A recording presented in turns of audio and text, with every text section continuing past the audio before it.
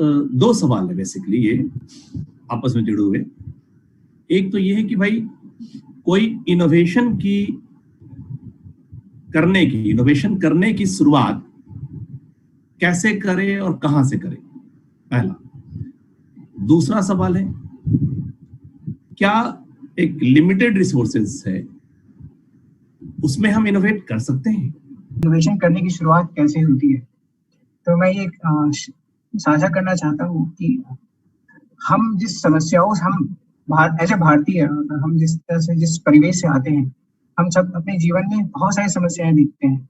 बचपन से बुढ़ापे तक कम से कम 100 समस्या देखते हैं, और उसमें से कुछ समस्याएं ऐसी होती है जिनके लिए हम सोचते हैं कि हाँ, इनका कुछ इनका समाधान कर सकते हैं। हमारे पास भगवान कुछ आइडिया भी देते हैं।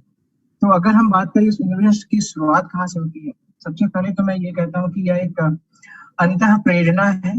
जो मैं हमेशा कहता हूँ इस बात को कि इंस्पिरेशन जो है वो अंतः होनी चाहिए, अंदर से आनी चाहिए। अगर किसी समस्या से आप एक्चुअली में आप जूझे हैं, आपने फील किया है, और अगर आपको लगता है कि इससे रिलेटेड कोई सॉल्यूशन मैं सोच सकता हूँ या कोई ऐसा सॉल्यूशन है जो मेरे दिमाग में है, वो भले कैसा भी हो, लेकिन शुरुआत करनी चाहिए। कि अगर जैसे मैं आपको एग्जांपल देता हूँ, बड़ी फोर स्टडी की शुरुआत कैसे हुआ।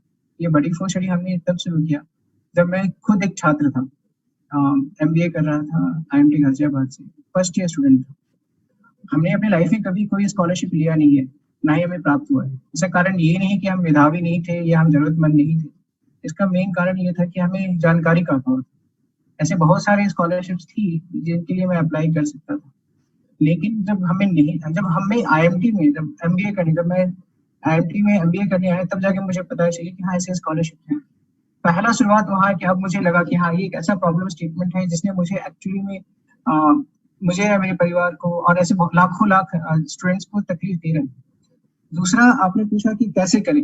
तो जब आपके मन में एक बार ये विचार आ गया कि हाँ, इसका समाधान है कि हाँ, कई स्कॉलरशिप हैं, तो मेरा पहला क्या होना चाहिए। तो जो आपके पास रिसोर्स है, हमने क्या किया, हमने उस समय एक पूरे ढूंढ ढांड के एक फ्रीलांसर से लेकर हम लोगों ने एक छोटी सी जुगाड़ू वेबसाइट बनाई, एकदम जुगाड़ू वेबसाइट बनाई, जिसमें स्कॉलरशिप की जानकारी हम दे रहे थे। स्कॉलरशिप की जानकारी हमें कहाँ से मिलेगी? अगेन, आपके पास जो रिसोर्स अवेलेबल है, आपको वहीं से शुरुआत करनी है।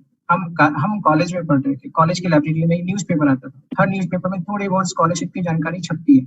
हमने वहां से स्कॉलरशिप की जानकारी इकट्ठी करनी शुरू की। मैं 2010-11 की बात बता रहा हूँ। उस समय वेबसाइट पे अगर आप गूगल पे सर्च भी करेंगे तो आपको स्कॉलरशिप इंफॉर्मेशन नहीं मिलेगा। तब वहां से जो स्कॉलरशिप की जानकारी मिली, फिर जो फ्रीलांसर ने एक जोड़ तोड़ के हमने एक वेबसाइट बनाई, हमने वहां से लॉन्च किया। फिर धीरे धीरे सफर बढ़ा।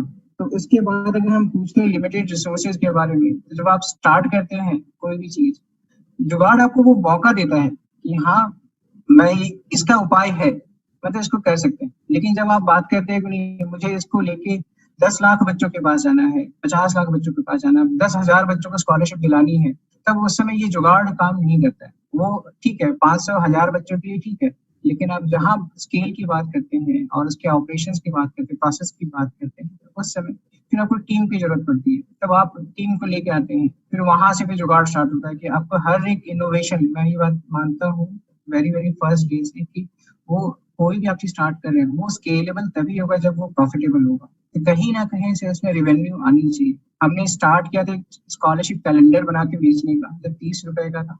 बाद में हमने उस 30 रुपए की जगह हमने 100 रुपए का SMS अलर्ट बेचना स्टार्ट किया। फिर उसके बाद हमने स्कॉलरशिप गाइड बुक लिखी। क्यों लिखना पड़ा? क्योंकि सब ये कहते हैं स्कॉलरशिप होती ही नहीं है। टीचर से लेके छात्र तक, सब पेरेंट्स से लेके सभी को कहना था स्कॉलरशिप होती ही नहीं है। तो फिर हमने एक किताब लिखी ताकि सारी स्कॉलरशिप एक जगह आके लोग देख सके।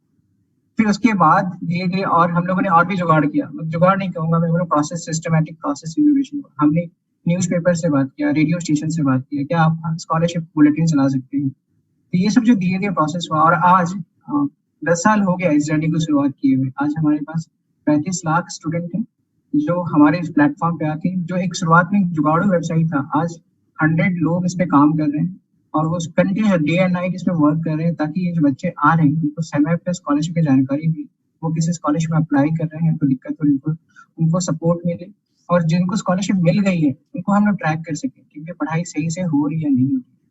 तो ये सफर रहा। और शुरुआत हमेशा अंतर प्रेरणा से होती है। आपको जाना होता है, आप अपने प्रेरणा से शुरू करते हैं।